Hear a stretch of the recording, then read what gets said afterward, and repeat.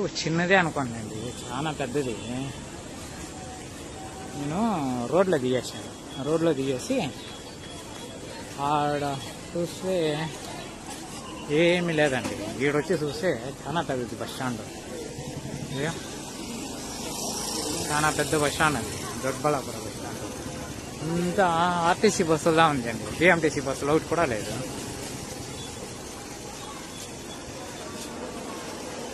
ఇక్కడ నుండి చూద్దాము, ఏమన్నా అడిగి